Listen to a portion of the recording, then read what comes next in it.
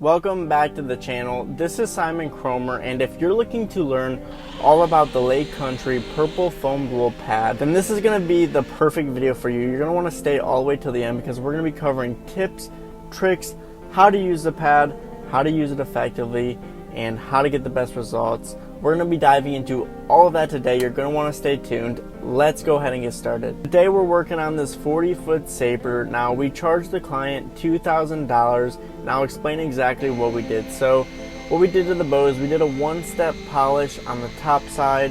We washed the boat down. The hull, by the way, is all grip. We didn't do anything there. And then after all that was done, we did a one-step protection system with Jescar Ultralock SiO2 polymer sealant. So if you thought that was a fair price, let us know in the comments below.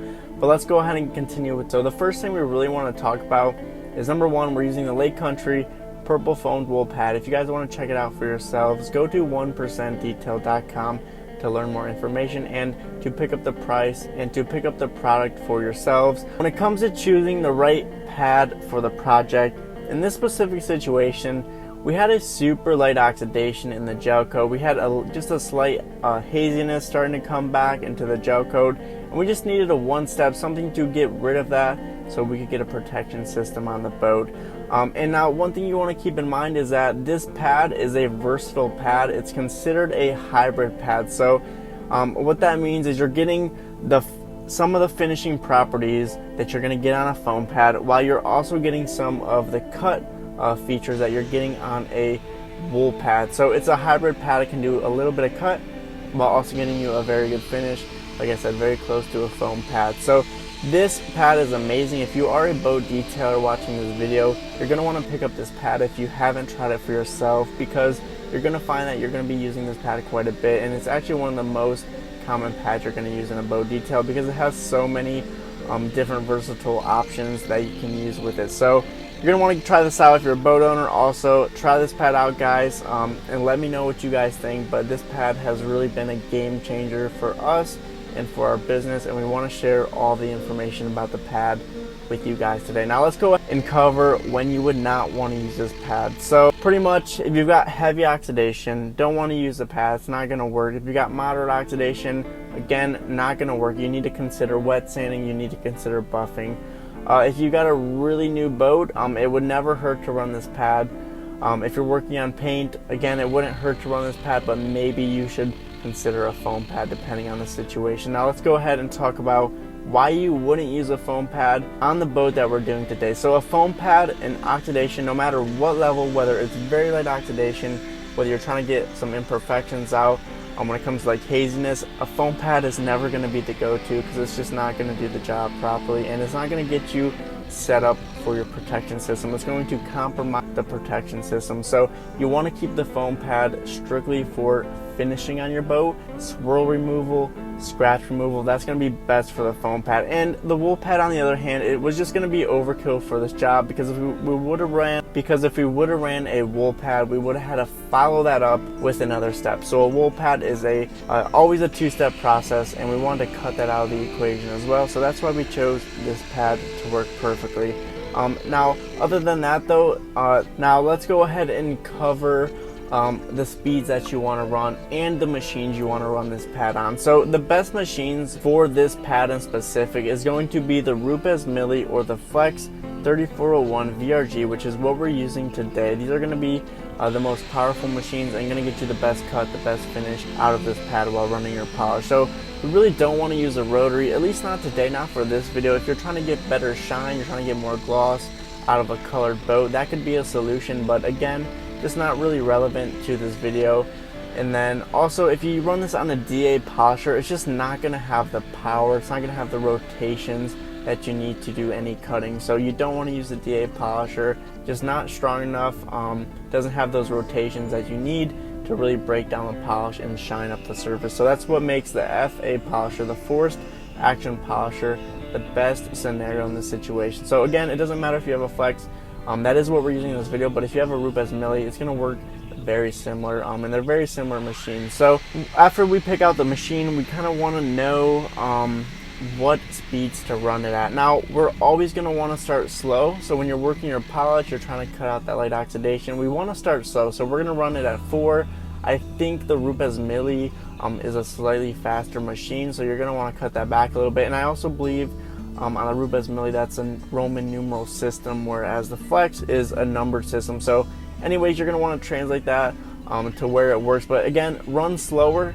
to begin with. So we're going to start at 4, and then we're going to finish that down to 5, and even 5.5 closer to 6. So we want to start slow, really give it that cutting time, that cutting power to do any cutting that you need, and that's going to be specific based on the current boat that you're working on. And then you can always increase those speeds as you start to finish out that polish, or if you have a boat in really nice condition that you're still trying to run this pad on, just start at 5, run that out a little faster. But that's where we need to be at to get the proper shine out of this product. So again, Elevate in particular, the polish we're using, it likes to run hot, so that's why we have to run it like that. We want to get the best polish. That's why we have to run it like that. We want to get the best shine out of the product when we're running our pad. So those are some things to keep in mind. Another thing is that you do not want to allow this pad to kind of cake up and build up polish onto the pad, because that's really going to decrease the effectiveness of the pad. So we want to always keep this pad clean.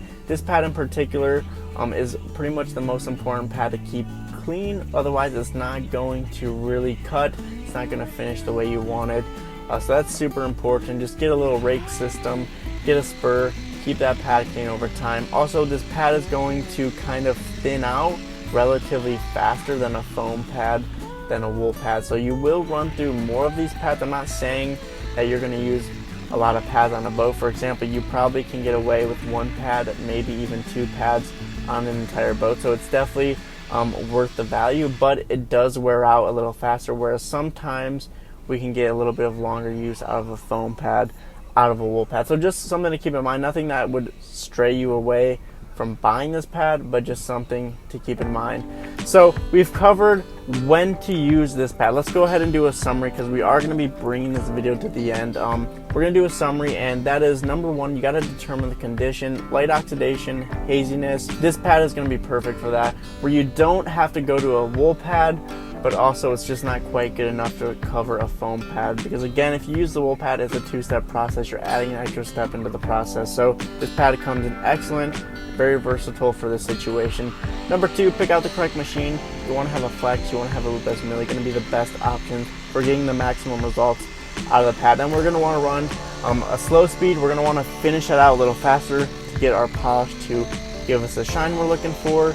Again, guys, keep your pads clean. This is going to be important. And then remember, make sure you have enough pads to complete the project. So like I said, 1 to 2 pads. I would lean towards 2 pads on the safer side to get an entire boat completed.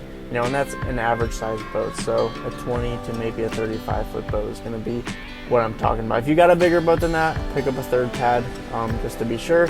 And guys, I hope you did enjoy the video. I hope you guys got a lot of value out of it. If you did get a lot of value out of it, leave a like so that we know. Now, if you haven't followed us on TikTok, on Facebook, on Instagram, go ahead and follow us on those platforms at Top Dog Pro, where we're going to be posting shorter versions of our videos throughout the week as we work on different projects. So you're going to be getting a different value out of that than you're going to be getting here on these longer style YouTube videos. So if you want to get the maximum value, go ahead and follow us on those other. By the way, all of the products we use in this video will be linked below in the description. We also are using Stark Elevate as our polish, which you can head over to marinedetailsupply.com. Use our code, all caps, TOPDOC15 to save you 15% on any Stark products. Comment below any comments that you have. We are happy to answer any questions.